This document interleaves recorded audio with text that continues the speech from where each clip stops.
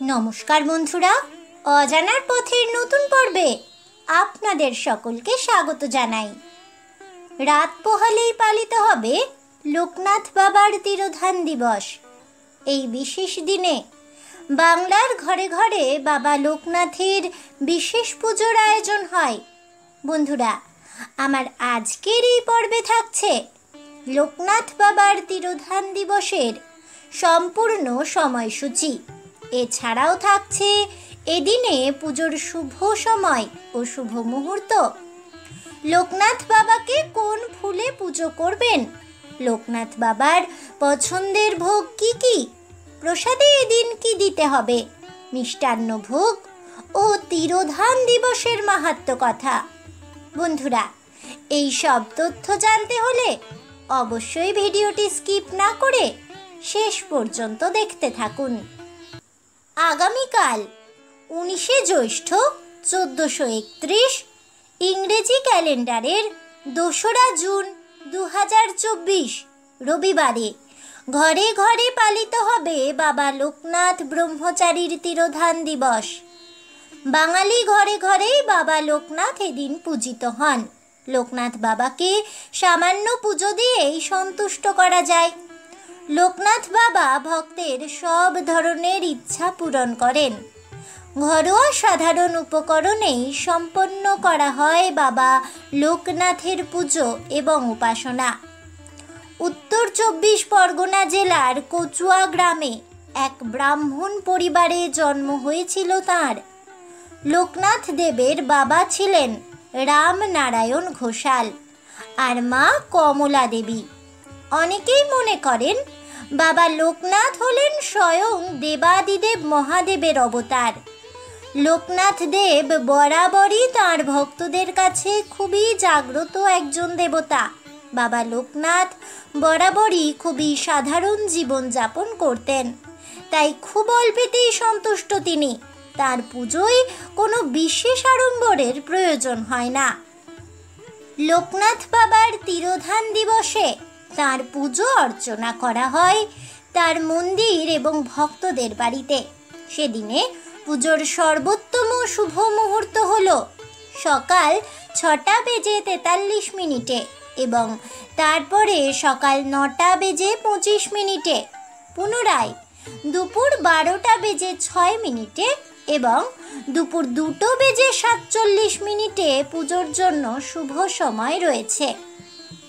বাবা লোকনাথকে কি প্রসাদ দেবেন? বাবা লোকনাথ ব্রহ্মচারীর পুজোর প্রসাদে মিছরি মূল উপকরণ। তার প্রসাদে মিছরি অবশ্যই রাখবেন। জানা যায় পোলাও কিংবা পনির নয়, ভাত, ডাল, চচ্চড়ি বা খিচুড়ি, লাবড়া, চাটনি অথবা সব রকম সবজি সেদ্ধ দিয়ে তৈরি ভাত বাল্যভোগ তার প্রিয় খাবার। বাবা লোকনাথের পুজোর মূল ফুল হতে হবে সাদা রঙের। যে কোনো সাদা ফুল তার পুজোয় দেওয়া যায়। বাবা লোকনাথ ব্রহ্মচারীর পুজোয় অত্যন্ত গুরুত্বপূর্ণ হল নীল শাপলা বা নীল শালুক ফুল। এটি তার চরণে নিবেদন করলে বাবা লোকনাথ ভক্তের সমস্ত মনস্কামনা পূরণ করেন। মিষ্টান্ন ভোগ। বাবা লোকনাথের মিষ্টি ভোগে তাকে নিবেদন করতে পারেন পায়েস, অমৃতি এবং যে কোনো সাদা রঙের মিষ্টি। তাকে ফলও ভোগ দিতে পারেন। তার পুজোয় ফল প্রসাদ অবশ্যই রাখবেন। এদিনে তালশাঁস এবং কালো জাম ফলের মধ্যে গুরুত্বপূর্ণ। এছাড়াও সাজিয়ে দিতে পারেন আম, কালো জাম, লিচু সহ নানা রকম মরশুমি ফল। গোটা বাংলা তথা পৃথিবী জুড়ে লোকনাথ বাবার ভক্তের সংখ্যা অগণিত। তার পুজোয় কোনো বিশেষ আড়ম্বরের প্রয়োজন হয় না। খুব অল্পেতেই তুষ্ট তিনি। বাবা লোকনাথ ব্রহ্মচারী বলেছেন, রণে বনে জলে জঙ্গলে যেখানেই বিপদে পড়ো না কেন, তাকে মন থেকে ডাকলে তিনি অবশ্যই সাড়া দেবেন। কথিত আছে যে বাংলাদেশের নারায়ণগঞ্জের সোনারগাঁওয়ের বারুদি আশ্রমে তিনি মহাসমাধি লাভ করেছিলেন 19শে জ্যৈষ্ঠ দুপুর 11:45 সময়ে তিনি মহাসমাধি নেন। চলতি বছরে লোকনাথ বাবার তিরোধান দিবস পড়েছে 19শে জ্যৈষ্ঠ 2রা জুন তারিখে। লোকনাথ বাবাকে নীল শাপলা, নীল শালুক ফুল, সাদা ফুল ও বেলপাতা দিয়ে পুজো করা হয়। তার প্রধান ফুলই হলো পুজোর জন্য নীল ফুল, আর পুজোয় মিশ্রি ভোগ অবশ্যই দিতে হবে। সেই প্রসাদ সকলের মধ্যে, বিশেষ করে বাচ্চাদের মধ্যে বিতরণ করতে হয়। অনেকেই মনে করে থাকেন বাবা লোকনাথ ব্রহ্মচারী, দেবাদিদেব মহাদেব শিবের অবতার, তাই প্রতি সোমবারে তার পুজো করার প্রথা প্রচলিত রয়েছে। তার পুজোয় সাদা মিষ্টির সঙ্গে কালো জামও নিবেদন করা হয়, কারণ এটিও তার সবচেয়ে প্রিয় মিষ্টি। বর্তমানে চাকলা ভারতের অন্যতম তীর্থক্ষেত্র। প্রতিদিন হাজার হাজার মানুষের সমাগম ঘটে এখানে। সকলেই একবার দর্শন পাওয়ার জন্য উপস্থিত হয় চাকলায়। তার আশ্বাসবাণী মানুষের মনে আজও শক্তি যোগায়, আত্মবিশ্বাস ফিরিয়ে দেয়।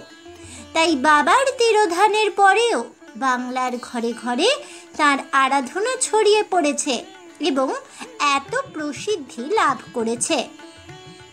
কথিত আছে, বাংলাদেশের নারায়ণগঞ্জের সোনারগাঁওয়ের বারদি আশ্রমে মহাসমাধি লাভ করেন লোকনাথ ব্রহ্মচারী।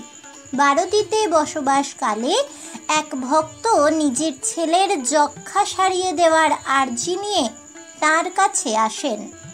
বাবা লোকনাথ বুঝতে পারেন যে সেই ছেলের আয়ু প্রায় শেষ হয়ে এসেছে, কিন্তু ভক্তির কল্যাণের উদ্দেশ্যে তিনি সেই ছেলের শরীরের যক্ষ্মা নিজ শরীরে ধারণ করেন।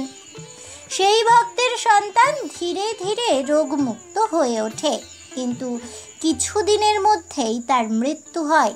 কিন্তু যক্ষ্মা রোগ ক্রমশ বাবা লোকনাথের শরীরে বাড়তে থাকে।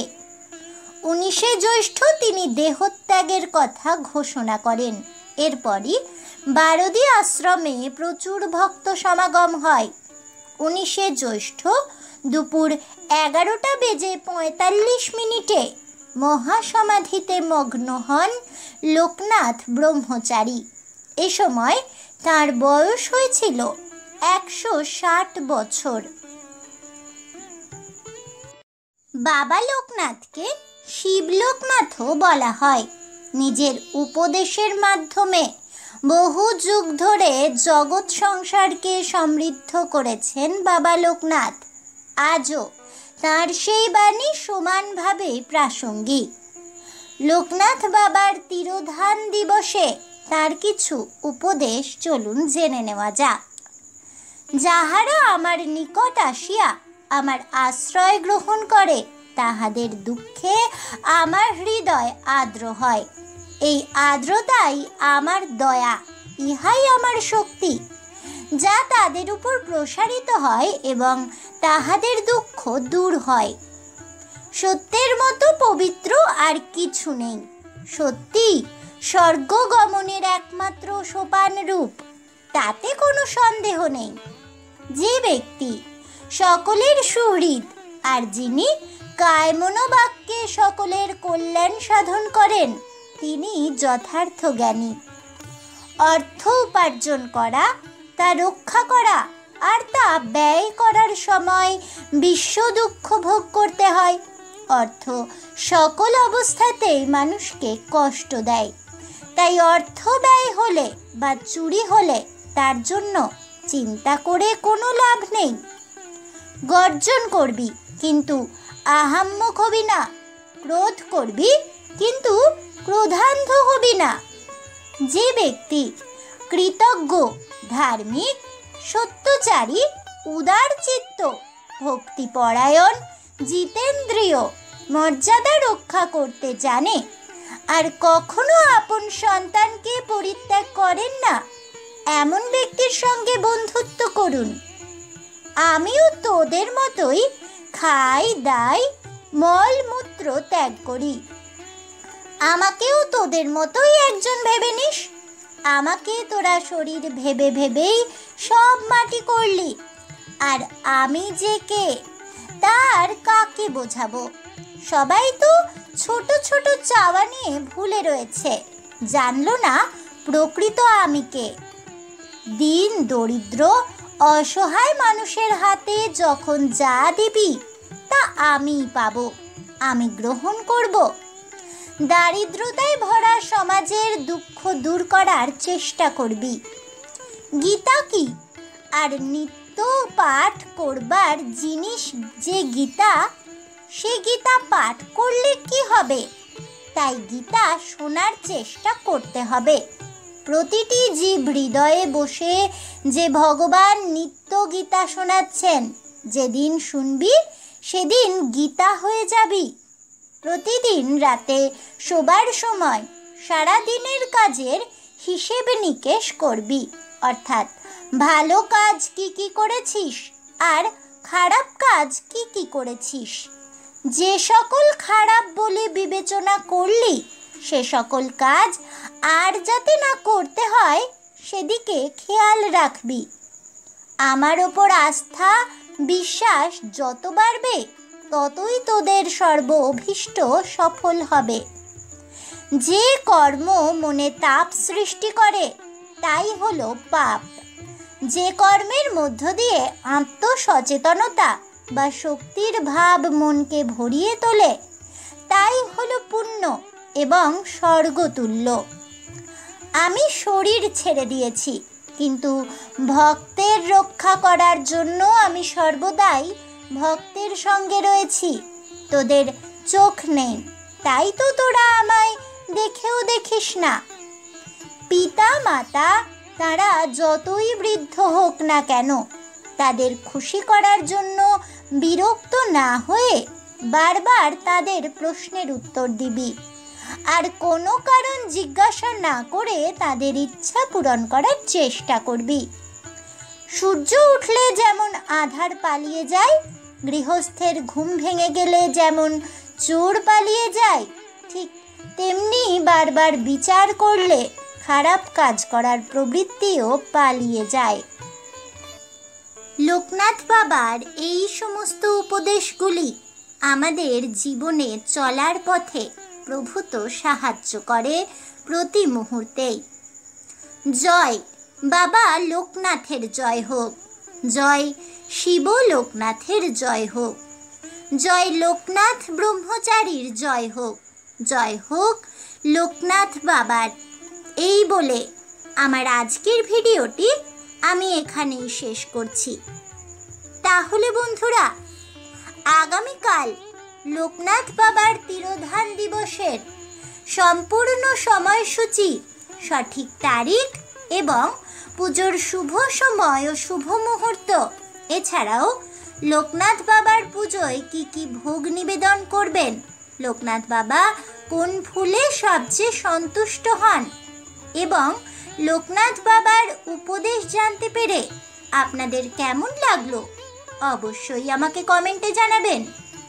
ভিডিওটি ভালো লেগে থাকলে লাইক শেয়ার করতে ভুলবেন না। আমার চ্যানেলের নতুন বন্ধু হয়ে থাকলে চ্যানেলটিকে সাবস্ক্রাইব করে দেবেন, পাশে থাকা বেল বাটনটি প্রেস করে রাখবেন নতুন ভিডিওর নোটিফিকেশন পাওয়ার জন্য। দেখা হচ্ছে পরের ভিডিওতে, তাই সকলে ভালো থাকুন, সুস্থ থাকুন, আর অবশ্যই সঙ্গে থাকুন আর দেখতে থাকুন অজানার পথে।